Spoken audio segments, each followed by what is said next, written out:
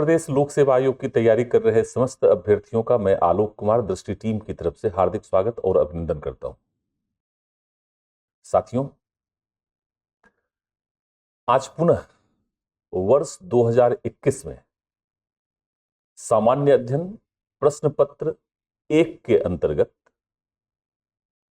इतिहास एवं संस्कृति खंड से पूछे गए एक प्रश्न के आदर्श उत्तर लेखन पर मैं चर्चा पर चर्चा करने के लिए आपके समक्ष उपस्थित हुआ हूं।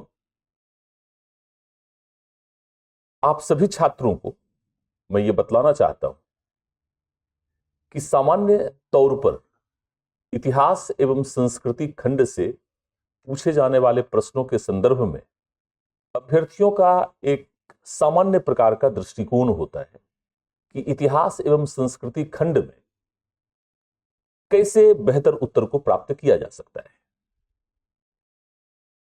उन्हें यह लगता है कि इतिहास एवं संस्कृति खंड में जो भी है, जैसा भी है, वो वैसा है। उसमें ना तो हम कुछ जोड़ सकते हैं, ना ही कुछ घटा सकते हैं। हमारे करने के लिए कुछ नया है नहीं। लेकिन लगातार विभिन्न प्रश्नों के विश्लेषण के दौरान मैंने इस अभियान को शुरू किया है और मैं चाहता हूं कि आप सभी छात्रों का पर्याप्त समर्थन और सहयोग मुझे लगातार इस संदर्भ में मिलना चाहिए कि इतिहास खंड में यदि आप कुछ विशेष करते हैं, मौलिक सोच, एक नवीन विश्लेषण, एक नवीन दृष्टिकोण, एक नवीन शैली में यदि उत्तर लिखने की कला व क्षमता का विकास आप करते हैं तो निश्चित तौर पर इतिहास एवं संस्कृति जैसे विषय में भी आप अधिकतम अंक प्राप्ति को सुनिश्चित कर सकते हैं। वस्तुतः इतिहास एवं संस्कृति खंड में या इतिहास वैकल्पिक विषय में यदि किसी अभ्यर्थी को कम अंक मिल रहा है तो इसके लिए उसका सामान्य प्रकार का उत्तर लेखन एवं सामान्य प्रकार का दृष्टिकोण व विश्लेषण जिम्मेदार है। इतिहास विषय में विश्लेषण इतने सूक्ष्म स्तर तक जाता है कि इतिहास का जो अर्थ आप सामान्य तौर पर समझ रहे हैं वह अर्थ रह नहीं जाता है। आज 2021 में हिस्ट्री ऑफ मॉडर्न इंडिया अर्थात आधुनिक भारत के इतिहास से संबंधित एक प्रश्न को मैं आपके समक्ष प्रस्तुत कर रहा हूं। बड़ा ही शानदार प्रश्न है और मैं चर्चा परिचर्चा के माध्यम से उस नवीन विश्लेषण, उस नवीन दृष्टिकोण और उस नवीन शैली से एक बार पुनः आपको परिचित कराना चाहूंगा जो अधिकतम अंक प्राप्ति को सुनिश्चित करते हैं। लेकिन शर्त यही है कि आपको अपने परंपरागत दृष्टिकोण या सामान्य दृष्टिकोण में परिवर्तन करने की आवश्यकता है। साथियों, प्रश्न कहता है कि 19वीं सदी के भारतीय पुनरुद्धार आंदोलन, पुनरुद्धार आंदोलन का मतलब है सामाजिक धार्मिक सुधार आंदोलन या पुनर्जागरण, भी पुनरुद्धार को पुनर्जागरण कहा जाता है क्योंकि इसका इंग्लिश वर्जन यहां पर इंडियन रेनेसा दिया हुआ है, अर्थात यह भारतीय पुनर्जागरण आंदोलन है। तो 19वीं सदी के भारतीय पुनरुद्धार आंदोलन अर्थात भारतीय पुनर्जागरण आंदोलन ने भारत के विकास में किस प्रकार सहयोग दिया, वर्णन कीजिए। अर्थात how did Indian renaissance movement of 19th century help in the development of India, अर्थात एक आधुनिक राष्ट्र के रूप में भारत के विकास में भारतीय पुनरुद्धार आंदोलन या पुनर्जागरण आंदोलन ने किस प्रकार सहयोग दिया है, किस प्रकार की भूमिका निभाई है, किस प्रकार से योगदान दिया है, उसका वर्णन आपको करना है। लास्ट कहता है डिस्क्राइब। लेकिन इस संपूर्ण चर्चा पर चलें उसके पहले एक प्रश्न मैं आपसे पूछना चाहता हूं। मेरा प्रश्न यह है कि जिसे इंडियन रेनेसां कहा जा रहा है, क्या यह रेनेसां है?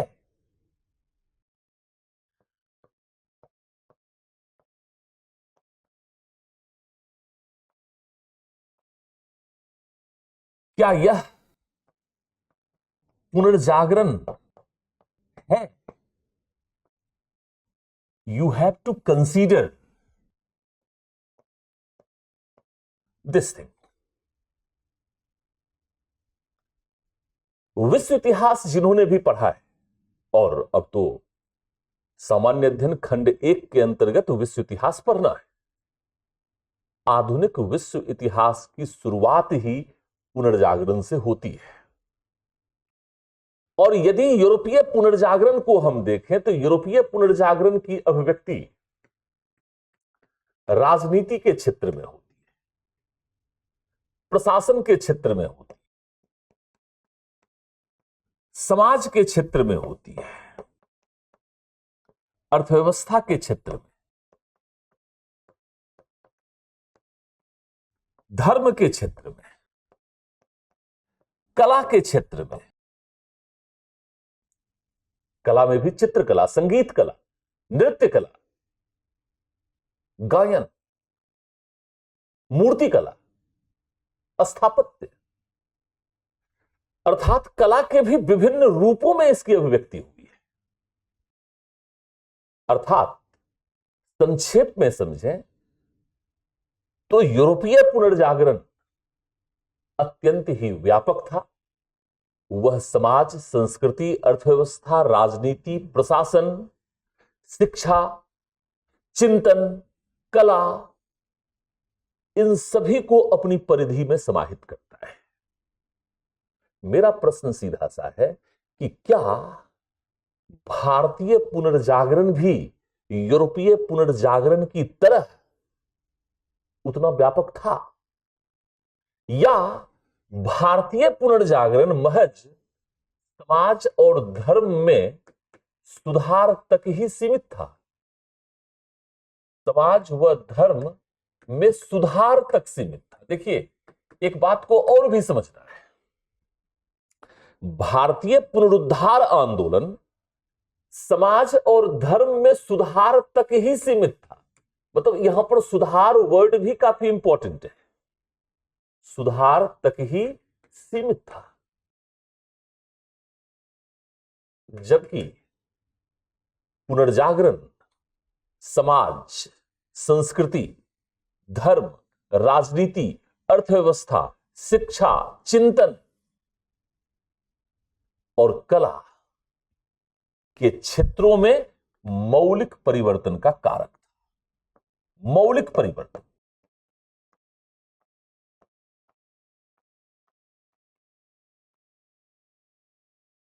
समाज, धर्म, संस्कृति, शिक्षा, चिंतन, कला में मौलिक परिवर्तन का मतलब है संरचनात्मक परिवर्तन, और संरचनात्मक परिवर्तन हमेशा अस्थायी होते हैं। सुधार एक सीमित दृष्टिकोण है जो समाज और धर्म की मौलिक संरचना में परिवर्तन नहीं, अपितु उसमें कुछ रेक्टिफिकेशन, अर्थात कुछ चीजों को जोड़ना या घटाना, अर्थात सुधार, संशोधन है। मौलिक ढांचे में परिवर्तन नहीं है, संरचना में परिवर्तन नहीं। खैर, जो कुछ भी, यही चिंतन, यही विश्लेषण को मैं नवीन दृष्टिकोण या नवीन विश्लेषण कह रहा हूं। यदि इसका समावेश आप इतिहास एवं संस्कृति के प्रश्नों के लेखन में करेंगे तो निश्चित तौर पर दूसरे अभ्यर्थियों की तुलना में आप न सिर्फ कुछ विशेष कर पाएंगे, बल्कि इस बात को सिद्ध भी कर पाएंगे कि आपका उत्तर लेखन कहीं अधिक बेहतर और बृहत्तर दृष्टिकोण पर आधारित है। अब देखिए, अब यदि इस प्रश्न के उत्तर लेखन की संरचना पर हम बातचीत करें, उत्तर की संरचना पर बातचीत करें, तो सबसे पहले उत्तर की संरचना में एक इंट्रोडक्शन आप देंगे,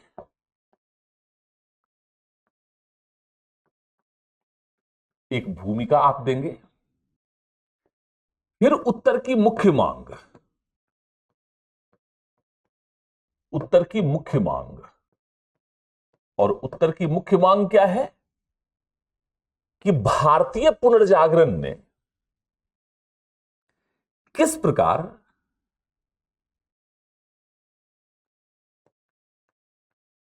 भारतीय पुनर्जागरण या पुनरुद्धार आंदोलन ने किस प्रकार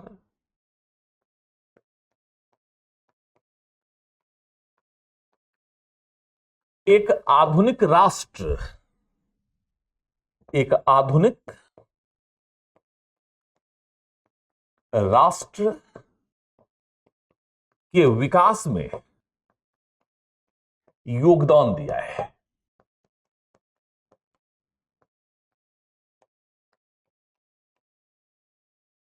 अर्थात इसने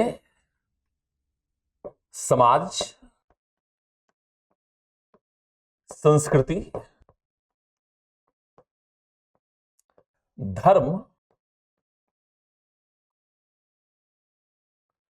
शिक्षा,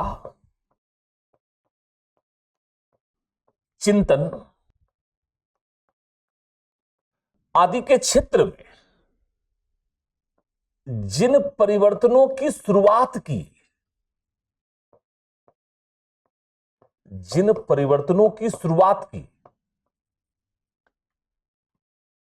ये परिवर्तन आधुनिक राष्ट्र के विकास में अत्यंत महत्वपूर्ण भूमिका निभाते हैं। इसको सिद्ध करना है। इसके पश्चात उत्तर की संरचना के लास्ट पॉइंट में आएंगे और लास्ट पॉइंट में निष्कर्ष के अंतर्गत बहुत संक्षेप में सीमाओं को बतलाते हुए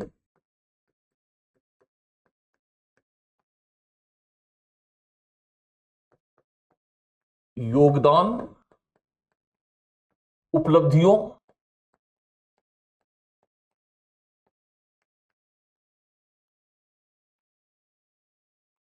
को प्रस्तुत करना है।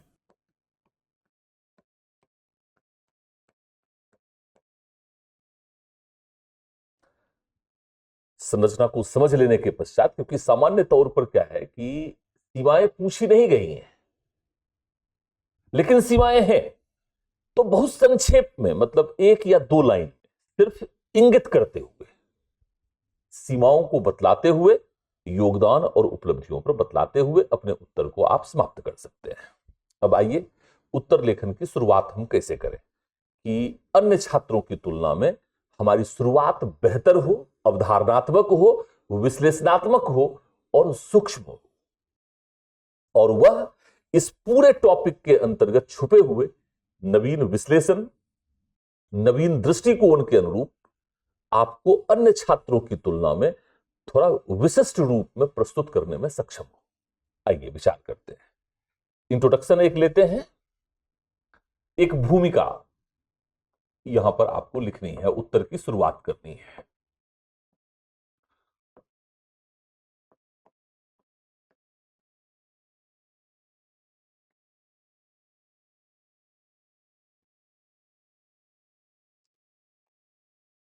बहुत अवधारणात्मक रूप,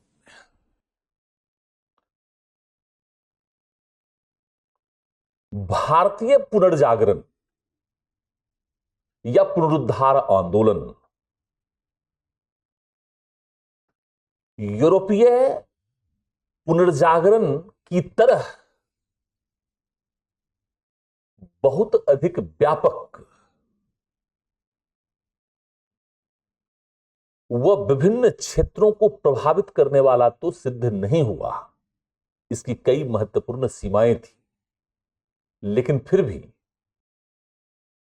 समाज, धर्म और शिक्षा के क्षेत्र में इसने कुछ मौलिक परिवर्तनों को आत्मसात किया, जो नवीन भारत, एक राष्ट्र के रूप में नवीन भारत की स्थापना में अत्यंत ही निर्णायक सिद्ध हुआ। ऐसे करके शुरुआत कर सकते हैं। तो हम लोग उत्तर लेखन की शुरुआत करते हैं। भारतीय पुनर्जागरण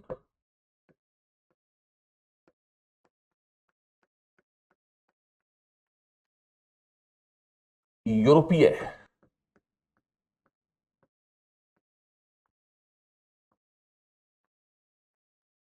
पुनर्जागरण की तरह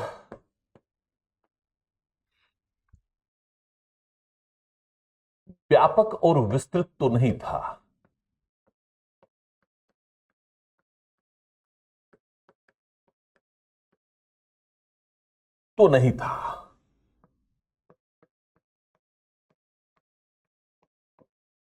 परंतु फिर भी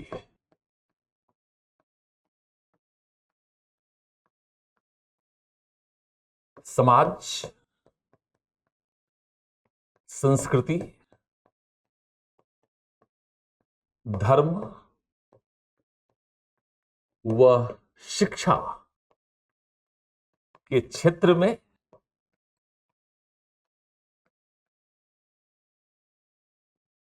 इसने जिन परिवर्तनों की शुरुआत की,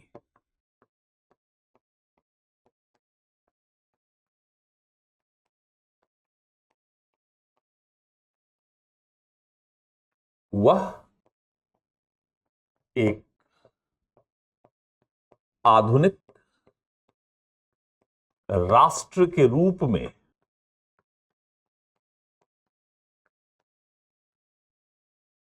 भारत की स्थापना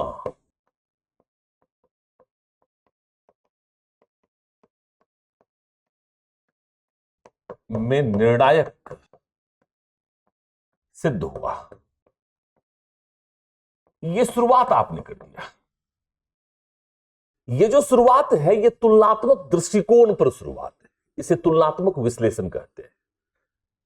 जब भी इतिहास में कोई ऐसा विषय आपके समक्ष आता है जो विश्व इतिहास से अंतर संबंधित होकर विश्लेषण की एक नवीन आवश्यकता और परंपरा की शुरुआत की ओर संकेत करता है, तब आपको तुलनात्मक वर्णन और विश्लेषण के इस उपागम को अपनाना चाहिए, इस अप्रोच को अपनाना चाहिए। अब ये इंट्रोडक्शन हमने दे दिया, इसके पश्चात हम शुरुआत करते हैं उत्तर की। 19वीं सदी के पूर्वार्ध में अब हम इस आंदोलन के विषय में थोड़ा बतलाते हैं। कलर चेंज कर लेते हैं। 19वीं शताब्दी के पूर्वार्ध में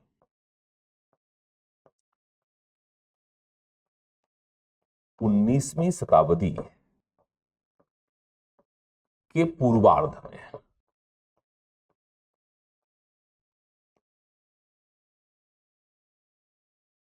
विकसित हुआ एक पूर्वार्ध में विकसित हुआ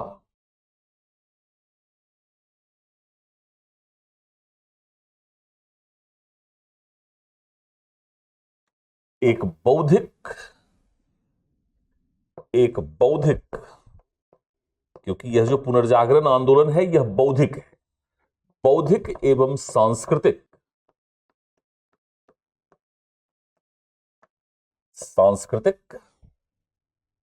आंदोलन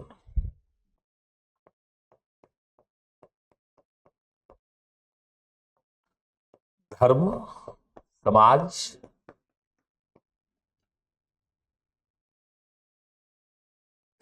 व शिक्षा के क्षेत्र में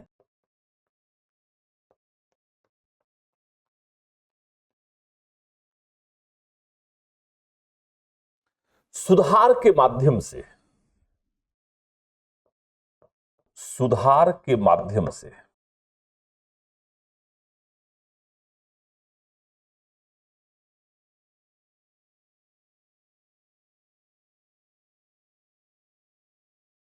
एक आधुनिक राष्ट्र के रूप में भारत के निर्माण की प्रक्रिया को आरंभ करता है। एक आधुनिक राष्ट्र के रूप में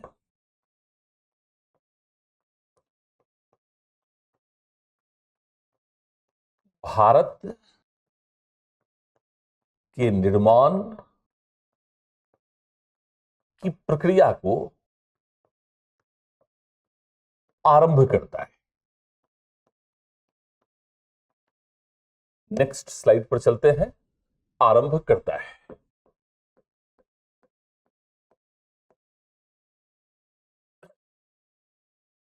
अब आपको बड़ा विशेष पॉइंट देना है। इसके अंतर्गत जहां एक ओर, इसके अंतर्गत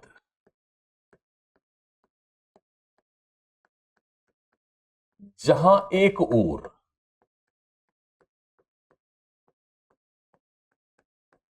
तर्क, बुद्धि, विवेक,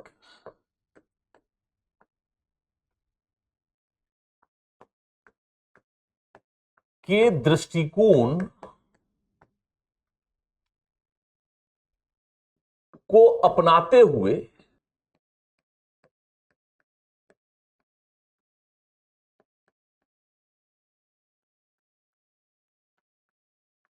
विभिन्न क्षेत्रों में सुधार पर बल दिया गया,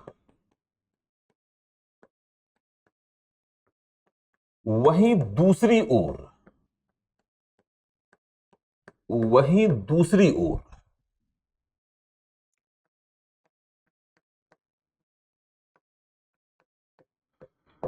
भारतीय सभ्यता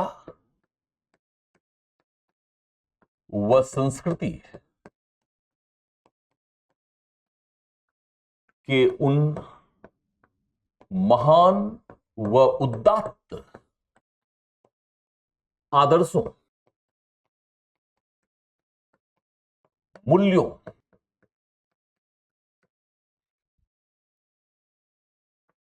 व परंपराओं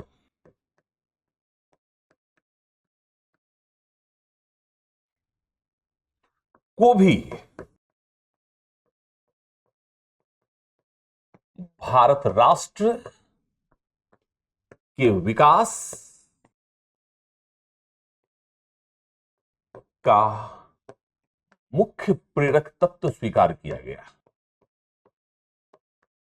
यह अवधारणात्मक बात मैं कर रहा हूं।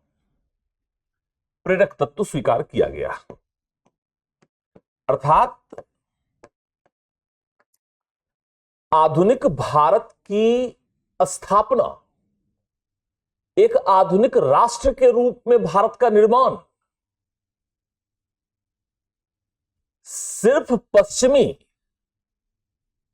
बुद्धि, विवेक और तर्क के आधार पर ही नहीं, बल्कि भारतीय सभ्यता और संस्कृति के उन उदात्त और महान आदर्शों और मूल्यों, परंपराओं के आधार पर भी होना था। यह एक आधुनिक राष्ट्र के रूप में भारत की स्थापना की जो चेतना विकसित हुई 19वीं शताब्दी में, उसे एक संतुलित दृष्टिकोण प्रदान करता है। इस बात को अगर आपने इनिशियली ही स्पष्ट कर दिया तो एग्जामिनर समझ जाएगा कि नहीं, आप बहुत बैलेंस्ड लिख रहे हैं। अब हम लोग आगे बढ़ते हैं और थोड़ा कुछ सुधार से अवगत कराते हैं एग्जामिनर को। सर्वप्रथम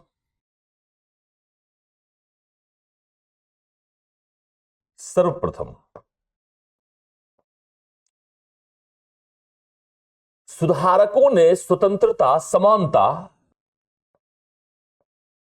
सर्वप्रथम सुधारकों ने स्वतंत्रता,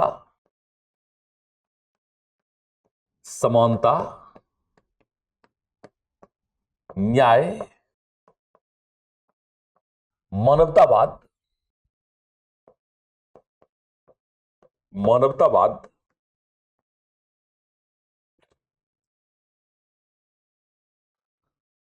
बुद्धिवाद एवं वैज्ञानिकता के आधार पर, बुद्धिवाद एवं वैज्ञानिकता के आधार पर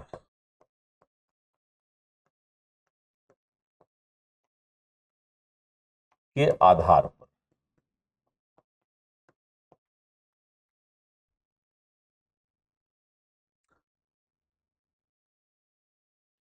भारत राष्ट्र की स्थापना, भारत राष्ट्र की स्थापना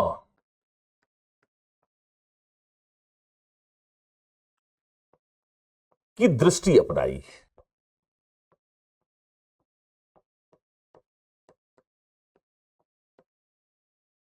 अर्थात भारत राष्ट्र को एक आधुनिक राष्ट्र के रूप में स्वतंत्रता, समानता, न्याय, मानवतावाद, बुद्धिवाद और वैज्ञानिकता के आधार पर ही स्थापित किया जा सकता था। इन्होंने सामाजिक, धार्मिक, इन्होंने सामाजिक, धार्मिक, अंधविश्वास,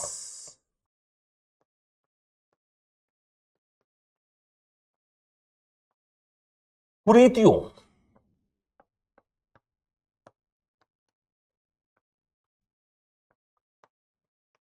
परंपराओं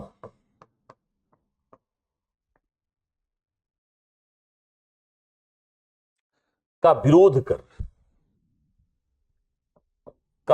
कर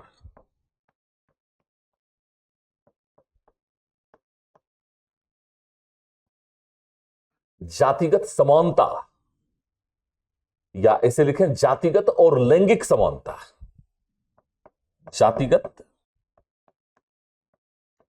व लैंगिक समानता, लैंगिक समानता,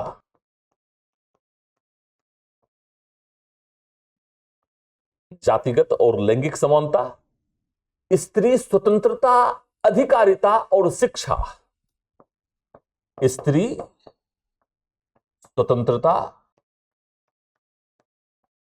अधिकारिता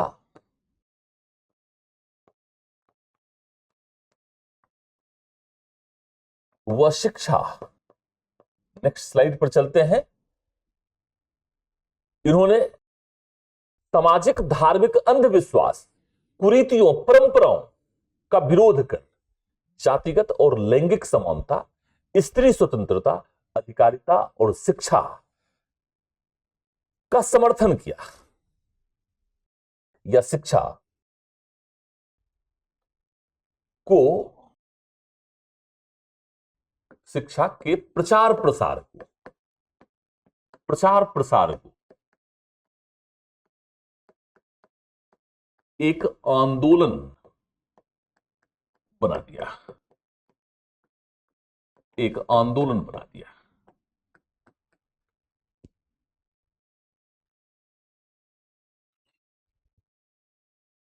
इसके पश्चात पैराग्राफ चेंज करते हैं। इन सुधार आंदोलनों ने,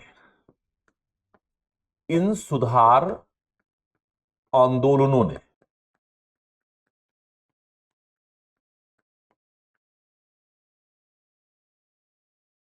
स्त्री स्वतंत्रता और समानता, स्त्री स्वतंत्रता व समानता,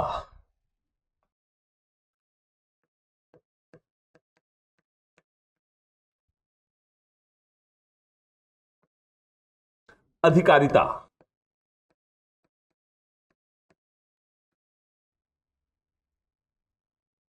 तथा शिक्षा के लिए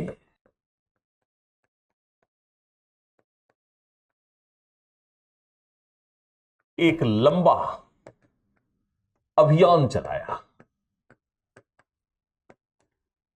अभियान चलाया। थोड़ा सा कुछ उदाहरण देंगे। सती प्रथा, बाल हत्या,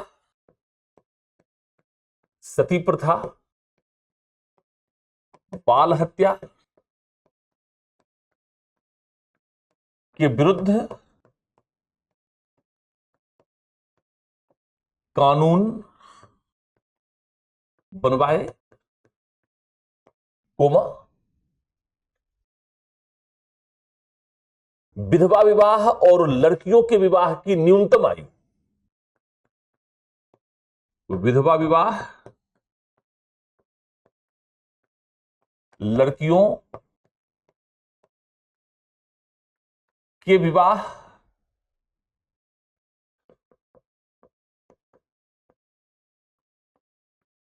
के लिए न्यूनतम आयु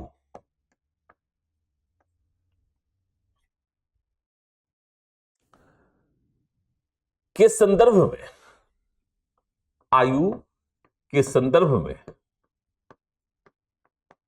कानून बनाने के लिए सरकार को बाध्य किया।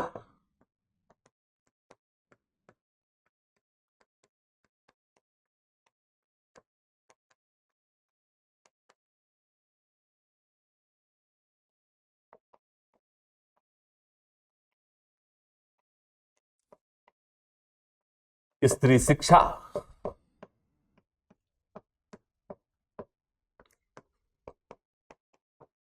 के लिए विशेष प्रकार के स्कूल,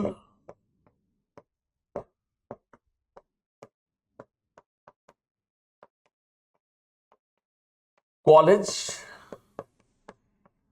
खोले गए ताकि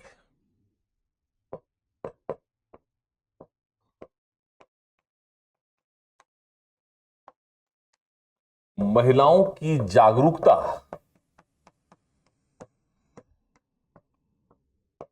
व चेतना में सुधार लाकर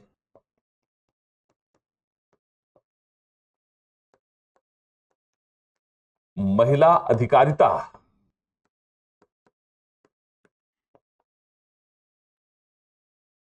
व सशक्तिकरण को ठोस रूप दिया जा सके, ठोस रूप दिया जा सके।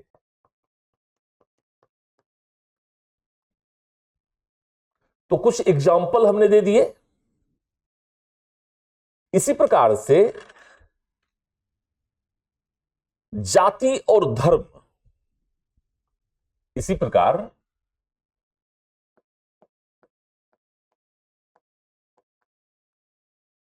जाति और धर्म में विद्यमान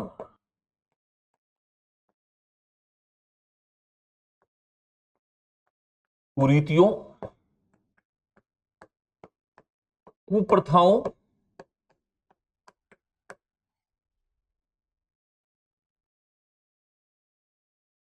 में सुधार के लिए, में सुधार के लिए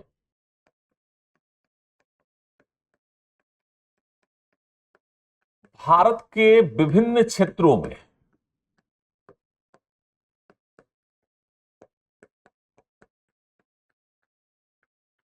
जोरदार अभियान प्रारंभ किए गए।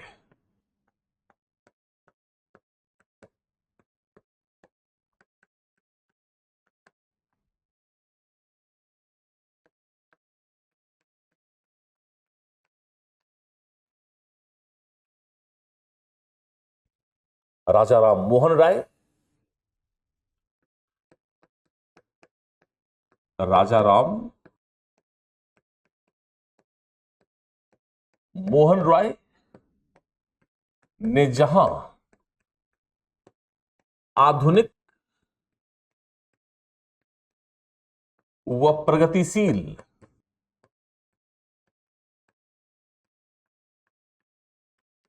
दृष्टिकोण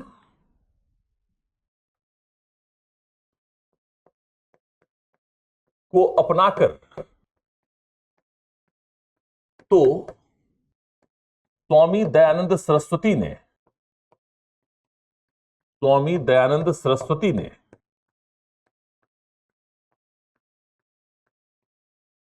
वैदिक ग्रंथों के साक्ष्यों के आधार पर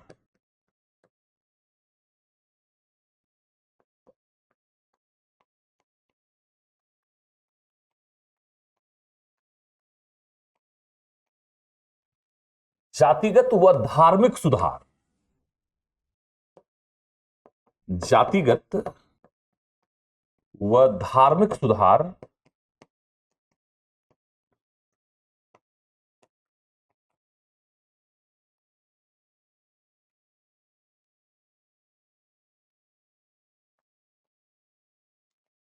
को प्रस्तावित किया।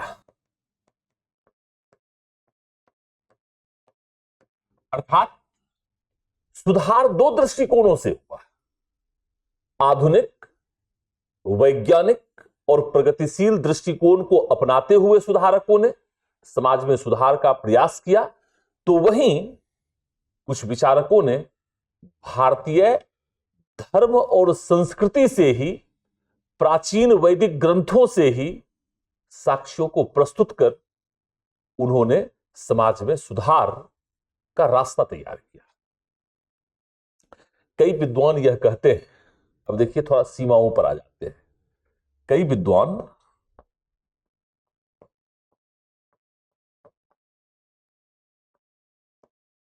यह कहते हैं कि भारतीय समाज व धर्म में विद्यमान कुरीतियां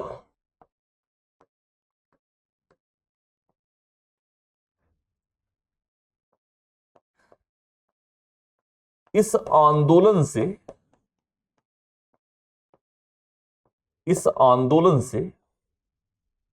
कई विद्वान यह कहते हैं कि भारतीय समाज और धर्म में विद्यमान कुरीतियां इस आंदोलन से शायद ही इसमें कुछ सुधार हो पाया।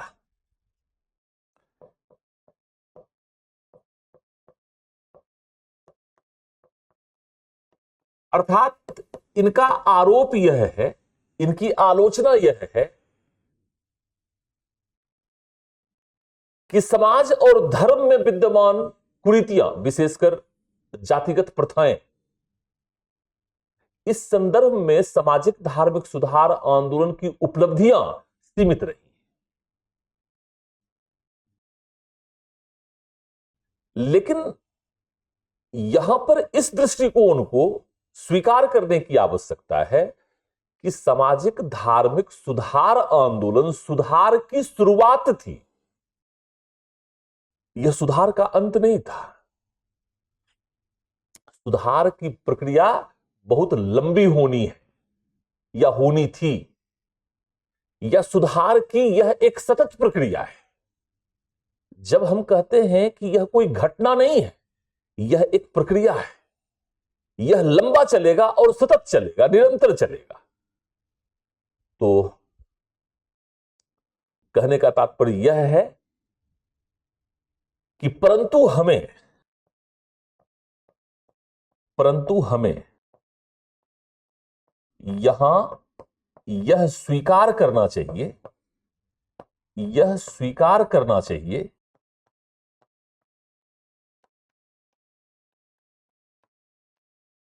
कि सुधार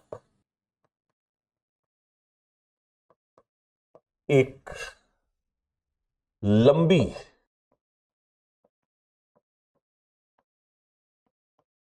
प्रक्रिया के रूप में था।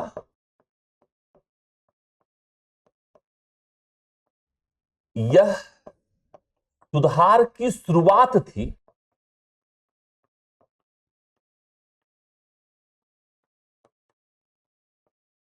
उसका अंत नहीं था। उसका अंत नहीं था। एक बात और जोड़ेंगे, सुधार की इस प्रक्रिया, सुधार की इस प्रक्रिया सतत व निरंतर चलना था, तभी हम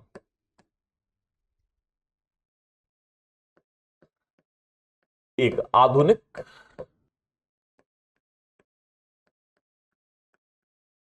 राष्ट्र के रूप में भारत को समसामयिक आवश्यकताओं के अनुरूप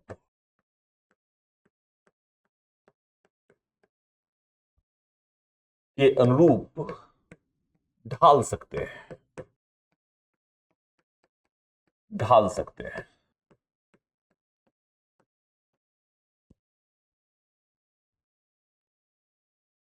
अर्थात एक आधुनिक राष्ट्र के रूप में भारत की स्थापना के लिए हमें निरंतर सुधार की आवश्यकता है, आज भी सुधार की आवश्यकता है। जिस समाज या धर्म की विभिन्न कुरीतियों का विकास शताब्दियों में हुआ है, उन्हें हम कुछ वर्षों के प्रयासों से समाप्त नहीं कर सकते। खैर, कुल मिलाकर कुल मिलाकर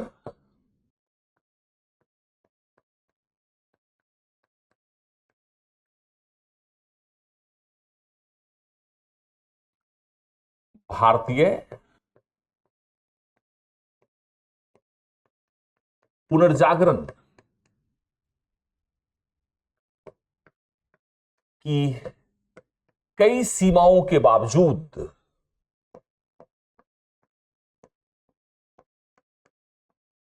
कई सीमाओं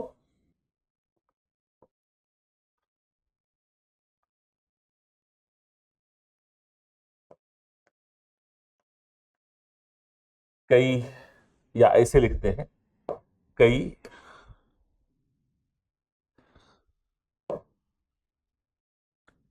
क्षेत्रीय भौगोलिक तथा सामाजिक वर्गों की भागीदारी की सीमाओं के बावजूद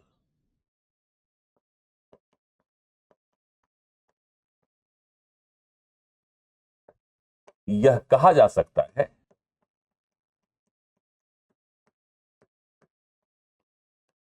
कि इन सुधार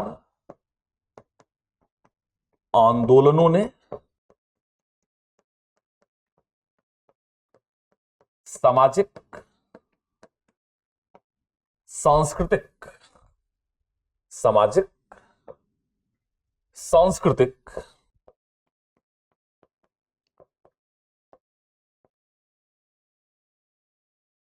राष्ट्रवाद के विकास में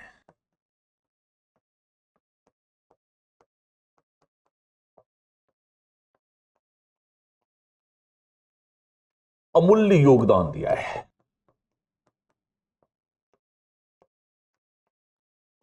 तथा एक आधुनिक राष्ट्र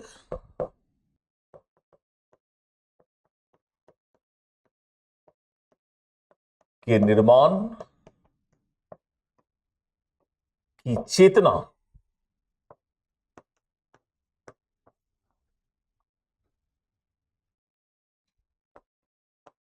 को निर्मित करने तथा इस संबंध में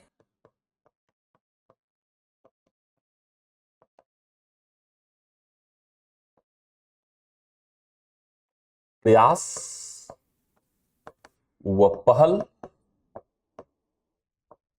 की प्रक्रिया को आरंभ कर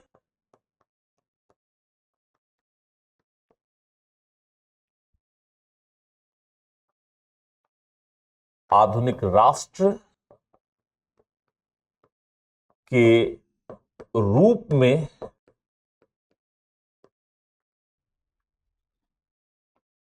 भारत की स्थापना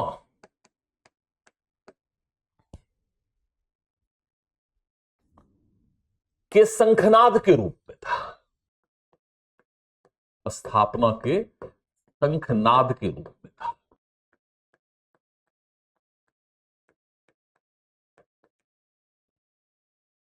अब देखिए, कुल मिलाकर के हमने यहां से बातचीत को शुरू किया। यह हमारा पूरा प्रश्न था। इस प्रश्न में अप्रोच को डिस्कस करते हुए यहां पर हमने इंट्रोडक्शन से शुरुआत की, जहां पर थोड़ा कंपैरेटिव अप्रोच को हमने फॉलो किया। इसके बाद डिफरेंट पैराग्राफ्स में हमने इस पूरी आवश्यकता को यहां पर समाहित करने का प्रयास किया। फिर ये पैराग्राफ, फिर ये पैराग्राफ, और इस तरह से कंक्लूड करके हमने अपनी बात को समाप्त किया है। कुल मिलाकर 200 शब्दों में इस पूरे प्रश्न का उत्तर लेखन करना था, और हमने उत्तर के प्रस्तुतिकरण के माध्यम से आपको यह समझाने का प्रयास किया कि थोड़ा सा डिफरेंट स्टाइल या भिन्न शैली में या तुलनात्मक शैली को अपनाते हुए यदि आप अपने उत्तर को प्रस्तुत करते हैं तो अन्य अभ्यर्थियों की तुलना में आपका उत्तर बेहतर अप्रोच, बेहतर विश्लेषण पर आधारित हो सकता है, और आप बेहतर अंक प्राप्ति को सुनिश्चित करने की दिशा में आसानी से अग्रसर हो सकते हैं। सिर्फ एक उदाहरण हमने आपको ये दिया। इससे भी बेहतर उत्तर आप प्रस्तुत कर सकते हैं, या इससे भी बेहतर उत्तर आपको प्रस्तुत करना चाहिए। हमने एक अप्रोच को फॉलो करने की आवश्यकता पर यहां पर बल दिया और उसको समझाने का प्रयास किया है। आज की चर्चा परिचर्चा को यहीं पर विराम देते हैं। वर्ष 2021 में इतिहास और संस्कृति खंड से पूछे गए प्रश्नों पर जो चर्चा परिचर्चा हमने प्रारंभ किया था वो यहीं पर समाप्त होता है।